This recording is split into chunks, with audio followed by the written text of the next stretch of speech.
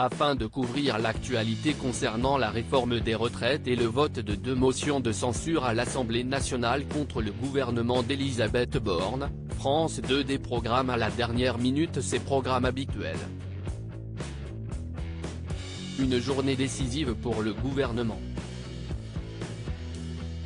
Ce lundi 20 mars, 2 motions de censure contre le gouvernement d'Elisabeth Borne, l'une transpartisane du groupe LIO et l'autre du Rassemblement national, sont soumises au vote des députés. Cet événement fait suite au recours, vendredi dernier, par la Première ministre, à l'article 49.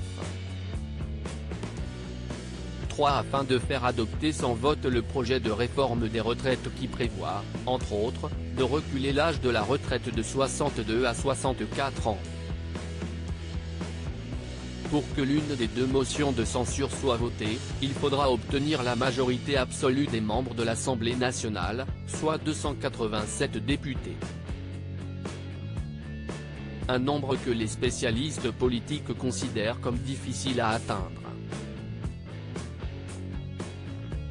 Motion de censure, BFM TV, CNews, LCI et France Info en édition spéciale. Toutefois, l'incertitude plane encore au-dessus du Palais Bourbon puisque le groupe Les Républicains reste divisé sur la question.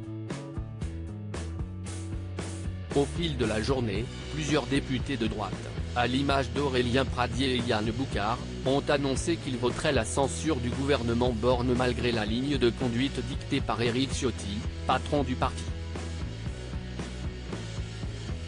Depuis le début de la journée, les chaînes d'information en continu sont en édition spéciale, n'hésitant pas à sortir les décomptes en haut de leur écran pour annoncer l'heure d'ouverture du vote. Jean-Baptiste Marteau en place sur France 2 pour suivre les motions de censure afin de faire vivre aux Français cet après-midi très politique.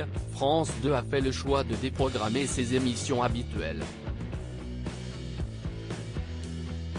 Dès 15h, Jean-Baptiste Marteau sera accompagné de Nathalie Saint-Cric pour suivre l'examen des 2 motions de censure par les députés à l'Assemblée nationale.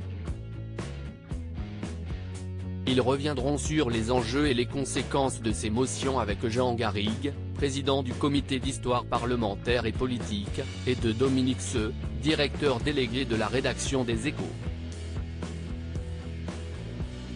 Par conséquent, les numéros de Ça commence aujourd'hui et Affaires conclues ne seront pas diffusés. Selon la durée des débats, tout le monde a son mot à dire à 18h et n'oubliez pas les paroles à 18h35 pourraient éventuellement subir le même sort. À lire aussi Réforme des retraites, Bernard de la Villardière désespéré par les gens qui pleurnichent parce qu'on va travailler 2 ans de plus.